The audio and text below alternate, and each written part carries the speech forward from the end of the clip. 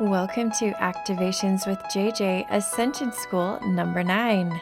In this episode, we will be talking about the concept of group soul complexes as well as soul families. Thanks for joining me today.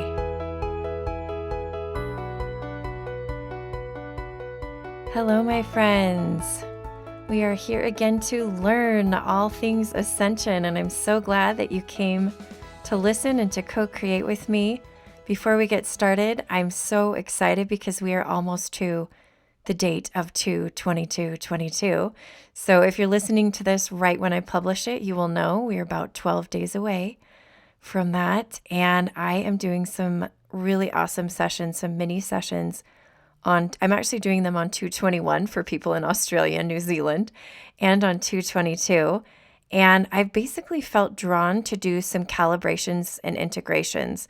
And so if that sounds like something you feel resonates with you, check out the link below. You can sign up right there. I do have a few spots left, not very many, because I just only have so many hours in the day, but there could be some left. So if you feel like this is something you need to do, especially those of you who are feeling exhausted, I feel very strongly that if you're feeling exhausted, this could have to do with integrating energies.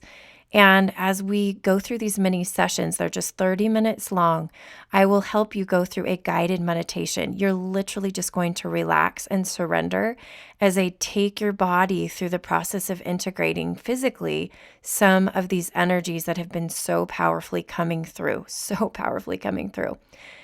I actually have something else coming up before 2/22, and that is our next Galactic Federation gathering. That's going to happen on Saturday, February 12th. It is so incredible to be able to connect to the Galactic Federation.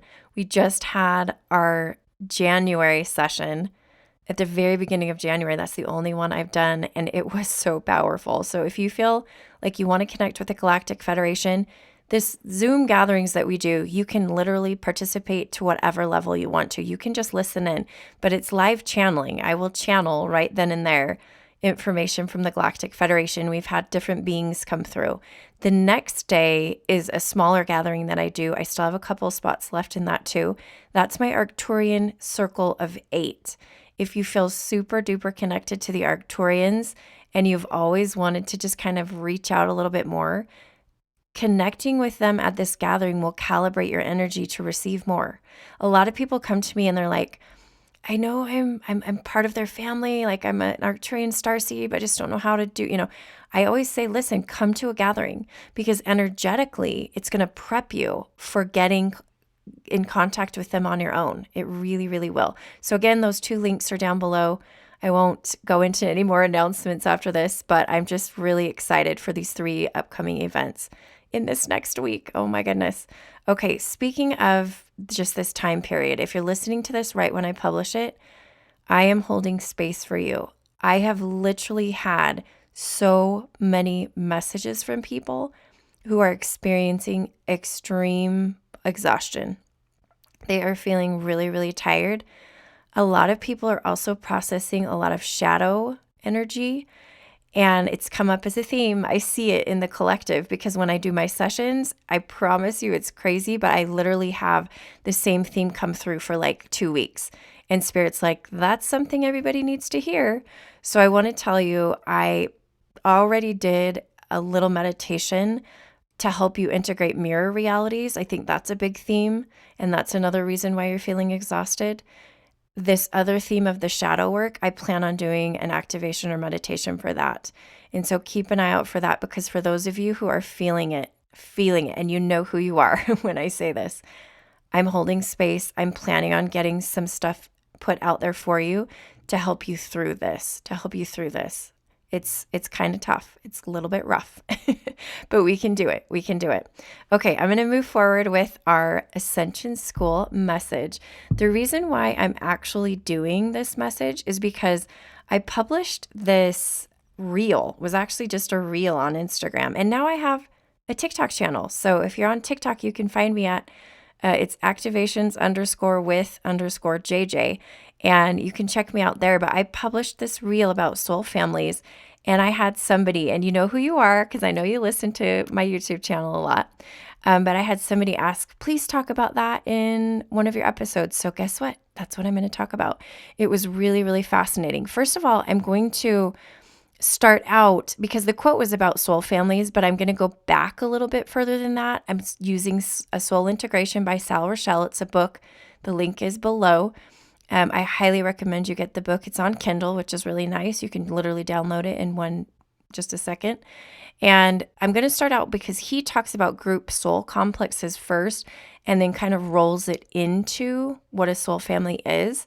So I want to run through some of the main points of his book regarding group soul complexes. And some of it I'll quote directly. Other times I'll just kind of make comments. I'm going to start with a quote. He says, "Individuality, as you know it, occurs throughout the first 7 levels of creation.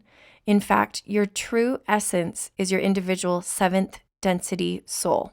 This is your spark of divinity that is there when you strip away all the levels and dimensions of outer reality. Beyond level 7, a very different progression of evolution takes place, one that is difficult to describe in earthly language.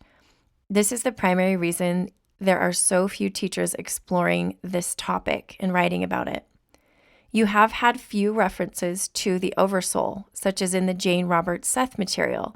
And I know that I have, as a side note, I know that I have some of you who are fans of the Jane Roberts Seth material. I want to dig into that in a future Ascension School episode. But for those of you who know who that is and what that is, it's a great resource.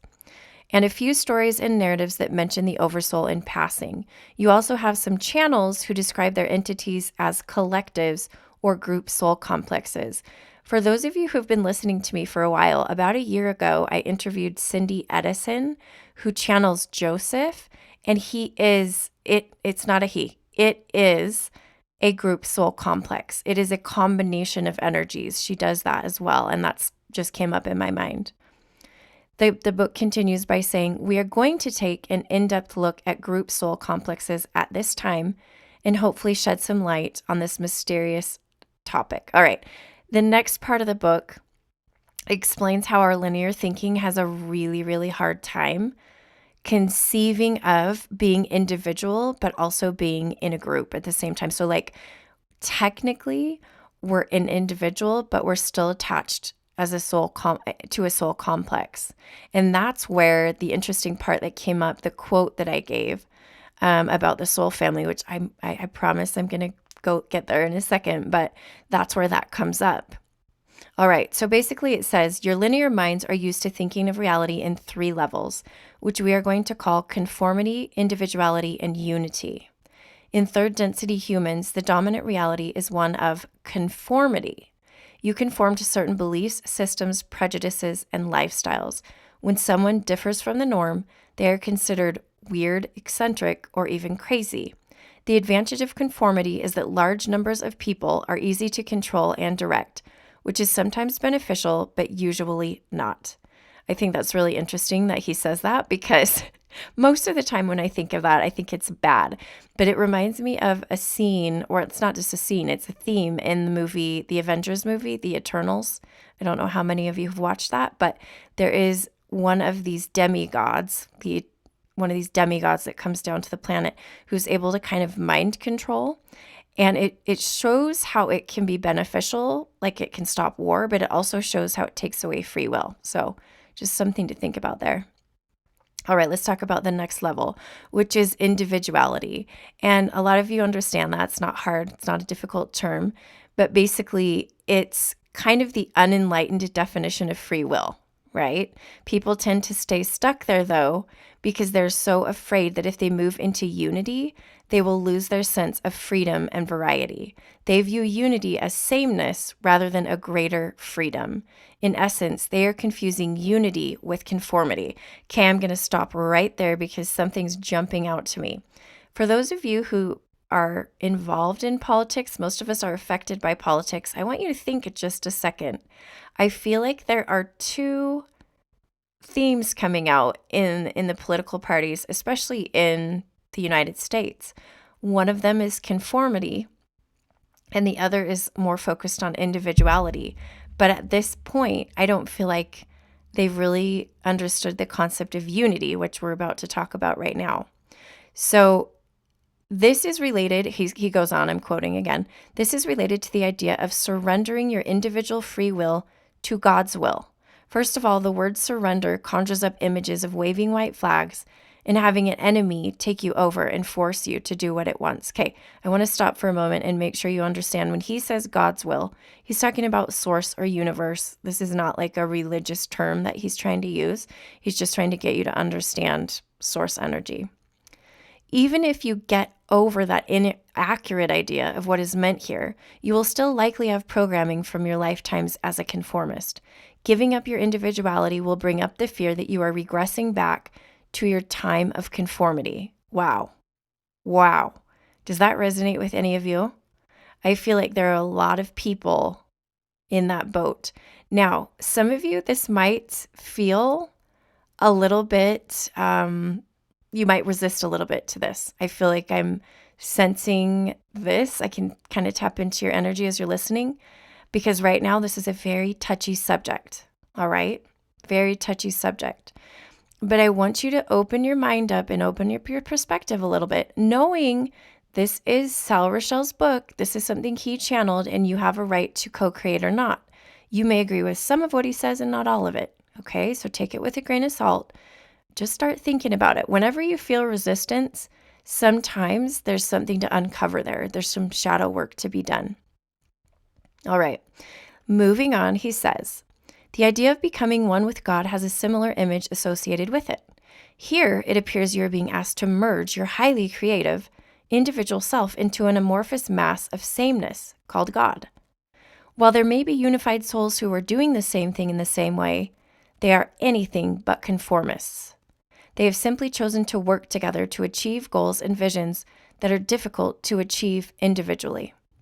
All right, I'm going to stop right there and talk for a second about how I feel these concepts relate to the new earth. All of you can see themes coming up in what he's saying.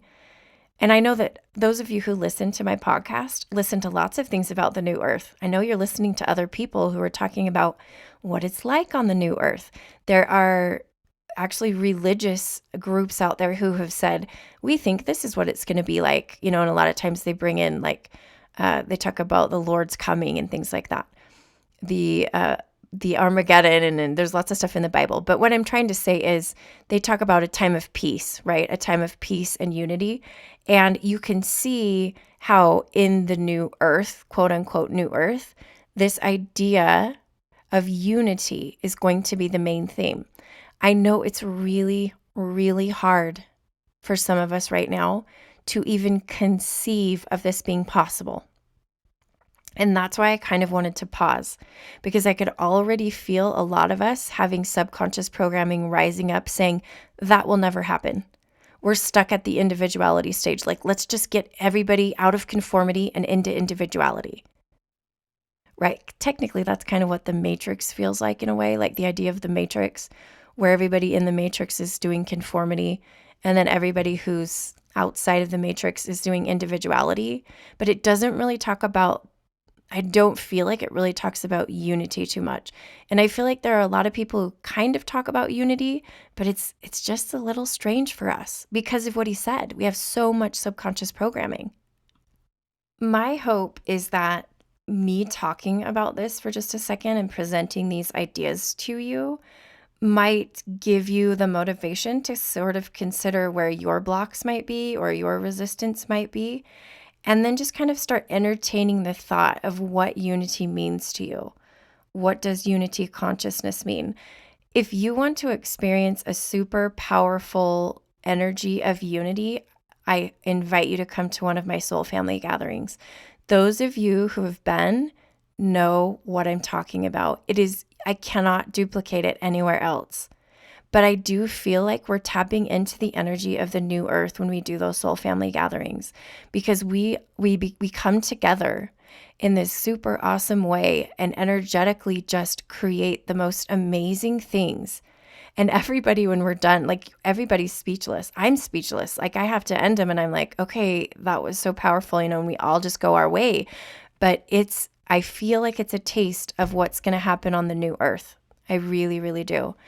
All right, I want to move on and make sure I have a second longer to talk about this soul family idea. Okay, so he continues on saying that unity is the level right below group soul complexes. Within unity, there is diversity and individuality. Within a group soul complex, there is unity, diversity, and individuality. Each member of the group is a free will, sovereign entity. However, such a group has chosen to put their minds and hearts together in a synergistic way that transcends the unity experienced on Earth. It is as though the group has one mind and one heart, even though each member has full autonomy and free will. Think of the closest knit family you can possibly imagine, and then think of something 100 times as close knit, and you will get an idea of what a group soul complex is like. Then he talks about what it takes to be part of a group soul complex, and it has to do with some of our gifts with telepathy, tapping into other people's hearts.